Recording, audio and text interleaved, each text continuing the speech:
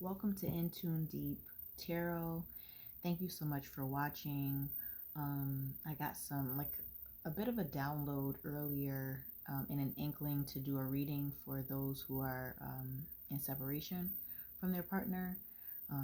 So before we get into those messages, please like, comment, share, subscribe. Let me know in the comments below if this resonated with you. And just thank you so much for tuning in. I'm a little new to YouTube, but let's tune into these messages. I already sorted the cards out and shuffled and already got messages that someone walked away. Someone in this connection already walked away, and it's kind of causing a bit of a discord in both parties of the situation. I'm not quite sure who it is. It could be you or your person, but let's get into the energies.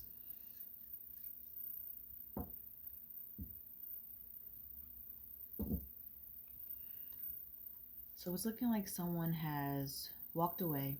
Someone is clearly in hermit mode, maybe gaining some sort of introspection of some sort. And to me, under the conflict card was the hermit card, but right here is some sort of conflict. Maybe there was some sort of fight between you and your partner that led to the separation, but let's go into more detail to see what's going on. I do see Ten of Swords, which is someone may be feeling betrayed because of the separation, and it looks very sudden, very, very sudden. And even I see the card of healing and hope here, which is the Star card. So let's get into these energies. They are a bit all over the place.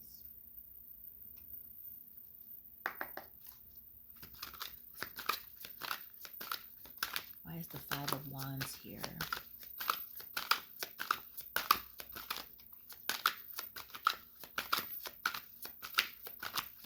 Why is the Five of Wands energy here? Wheel of Fortune. So I'm understanding and getting from this message that everything could have been going great, and then all of a sudden, out of nowhere, someone just wanted space to be alone. Sometime, in some cases, things can be going great, and for some people, things going well can be a trigger for them. Some people really don't know how to navigate themselves in even positive situations, depending on what they've been through in past situations. They can be very closed off and guarded, as you can see here. Let's see why this person is in the Nine of Wands energy. We got one card that came out. Why is the Nine of Wands here?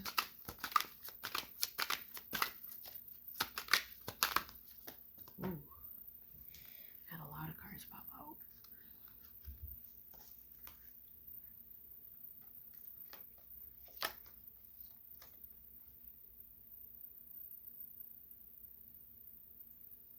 So I'm actually going to take all the cards that fell out on the ground.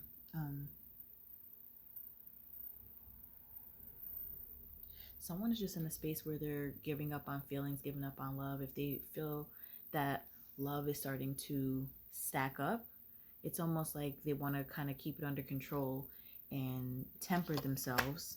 Like we have the Temperance card here. Temper themselves by kind of throwing some of those heavy emotions away. Someone is burdened by having way too many emotions, and so they end up walking away. We have a repeating card from another deck, which indicates someone is walking away from feelings, walking away from a situation. This person has a bit of an impulse when things are going good or bad. You know, they must have a lot of triggers, and so, you know, things going well can cause them to flee just as well as bad things. This person has a serious defense when it comes to just any situation. They could have an avoidant love style. Some people are anxious, some people are healthy, and some people are avoidant. This is indicating a new stable start, and that with the Hierophant card, this person is probably coming into learning how to navigate their energies. This is someone who is definitely in need of meditation and just to chill out. You know, I see a lot of immaturity in this person's energy as well. This person is very secretive about their feelings, and I'm sure you feel that. But at the end of the day, and at the bottom of the deck, they do feel a connection, and I bet you do as well. So you're probably boggling your mind, like, you know, I don't understand why we can have such a strong connection, see eye to eye, connect with communication, you know, mentally, spiritually, emotionally, but yet this person wants space. Why is the Hermit card here?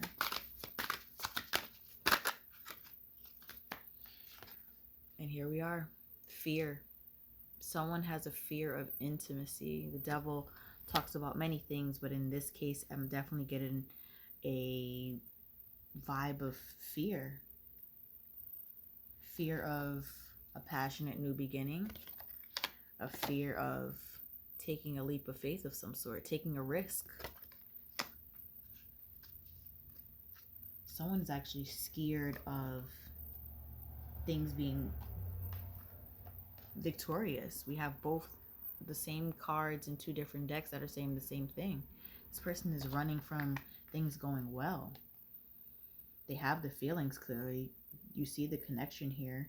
You see the emotions. But for some reason, this person just can't handle it. Something in their past has had to have triggered this kind of emotion and this kind of a pattern, because this seems like something that's just not out of nowhere. Why is the Moon card here? What are the secret emotions? Secret emotions is that they're kind of scared to transition and to be different. Some people know how to navigate how they are and how they're used to doing things from the past. And again, we just keep getting repeat cards from two different decks. The Moon card. Someone is someone who hides their emotions. This is something that they've been probably doing all their lives. Why is the Star card here? And here we do have another repeating card. It's crazy. It is absolutely insane. This person is okay keeping things light and fun. But when it comes to doing work, healing, feeling, or anything like that, they shy away from it. This may be someone who, when things are cool, when there's parties and like gatherings, and maybe when there's more than just you two around one another, they may be fine. But when the two of you are alone, you know, it may be all fun, but they may be a bit childish and kind of shy away. You may even have a ton of conversation with this person, and then all of a sudden you're just like, I don't know what went wrong, and all of a sudden I haven't heard from this person in a week or two or three. Another repeating card from another deck. This person, I feel very heavy energy. This person is really a self-sabotager, someone who is used to pain. And I'm almost getting that with the Six of Wands energy, which is one that is victorious. Whenever they feel like something good is in their life, they feel like, you know, that's indicative. Maybe they see it as, you know, if something is good, it can definitely go bad. I've had so much good in my life, but whenever that happens, you know, there's always the bad that's lurking on the other side. And I'm seeing those energies. You know, we have one extreme energy here, which is the Ten of Swords, betrayal, hurt, devastation. And then at the bottom of the deck, we have the Sun card, which is the happiest card of the deck.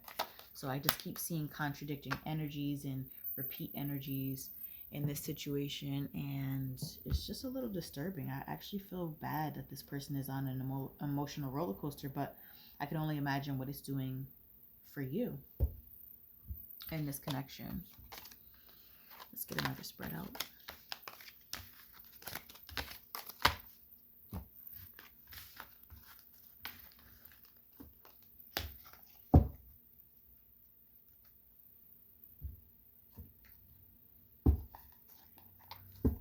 What is the advice for the viewers right now? What is the advice going through this separation? What is the advice? What is the advice going forward during the separation?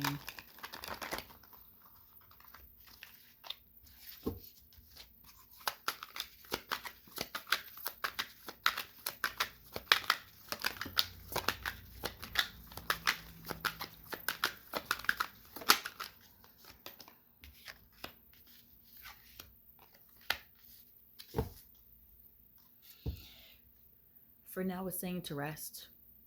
Rest your mind, rest your body, self-care. You may have a lot of bad memories swirling in your mind, maybe some nightmares. And I'm getting the message of it's time to kind of let that go, try to forget it. Passionate new beginnings. What are you passionate about? What can you do to distract yourself and keep yourself busy from thinking about the person who clearly needs healing, who clearly needs space? And when people need space, I think it's a great time to give them space. It's not a good idea to force them to have conversations when they're not ready to. It's not a good idea to force anyone to do anything, because, you know, if it's right, someone will come toward you. If it's not, then you kind of just have to let it be. But in this case, I'm getting a feeling that this person will come back, but just in their time.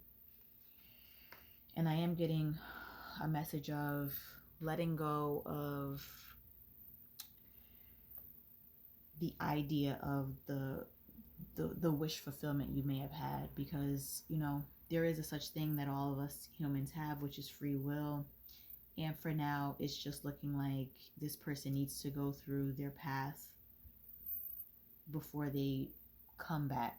This person has a lot of maturing to do emotionally, and before anyone would want to get back with that sort of energy, I would recommend that, you know, they go through whatever they need to go through, their healing, be it therapy, you know, however people choose to heal or result to their religion or whoever they serve, their higher powers. I'm going to get one archetype for advice as well, just to close it out. Let's get one. Oh, let's get one archetype. All right, we have this one, the ring. Wow.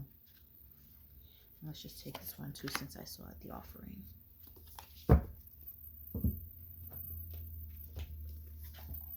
I'm gonna read it from the book. This deck is still pretty new to me. The ring. The infinite, the will, the connection. The ring is an image of connectedness. Rather than viewing life as linear, as a series of progressive achievements, the ring challenges us to sense the cyclical, infinite nature of our world and expressions. Beginnings and endings fall by the wayside as we practice seeing ourselves as part of the cosmic circulatory of creation. For this reason, it's no surprise a ring is worn on the finger to represent eternal love that surpasses space, time, and worldly things. So much can be projected onto this archetypal image because it mimics the Earth's orbit around our great sun and the intimate bond between two lovers. Wow, this seems really relevant. This card, I'm sorry, I'm getting mixed up. I don't have my glasses on. I apologize. It is the micro and the macro united. This card calls us to deepen connection with self, other, and the world at large. Meanwhile, there may be a literal ring waiting to adorn your finger. You never know what this future holds. It says, when light, connectedness, humility, sacred cycles. When dark, unconscious, repetition, and starving for connection. So I was getting a feeling of that, which is why I probably felt compelled to state that when someone needs space, it's great to give it to them. So if someone wants to walk away, you kind of just have to let them have their time. and to starve for connection and to kind of have that yearning and craving for a person who isn't around is kind of lowering your vibration. So be very careful with that. And we have the offering. The offering card. Beautiful art.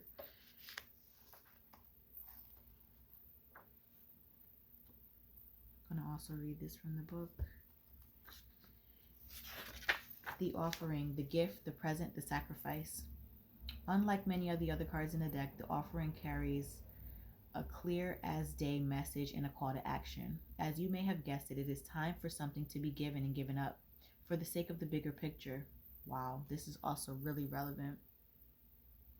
If nothing comes to mind immediately, though it is likely it will, take time in meditation to consider what must be offered and who is to receive it. It's likely you'll feel attachment and hesitancy. You'll make excuses, but recognize the link between the word sacrifice and the word sacred. One leads to the other. When we offer up something to the greater good, we lighten our load and become more able to serve. Imagine for a moment if you were to offer your whole self unconditionally to the world for now. Start small. When light, generosity, donation, volunteering. When dark, giving with expectations and keeping track. So this seems very relevant when it talks about offering yourself unconditionally. I think I asked the cards before I pulled the archetypes, like what you can do to kind of distract yourself, because I know that this is such a pull connection. This connection is a very strong connection. And in the meantime, it's really good to focus on yourself and to help and give others and be generous and donate your time and kind of lighten the load. Definitely with these heavy energies, it's great to kind of take a break, which I think sometimes it's inevitable, and also, you know, a divine intervention in some of these cases. It's almost like the Tower moment, which is it's a gift and a curse in tarot, when you need some redirection from the divine to kind of help you out. But it says for now, start small. Be generous with your time. Focus on yourself. Focus on self-love while in separation, even though there's nothing you can do about it. Sometimes when things are out of our control, it's best to kind of focus on the things we can control. And that's all the messages I have for you today. Thank you so much for watching. If this resonated with you at all, let me know in the comment section. And I'd appreciate it if you subscribed, liked, comment, and share this. I appreciate you and your time. Until next time, I'll talk to you soon.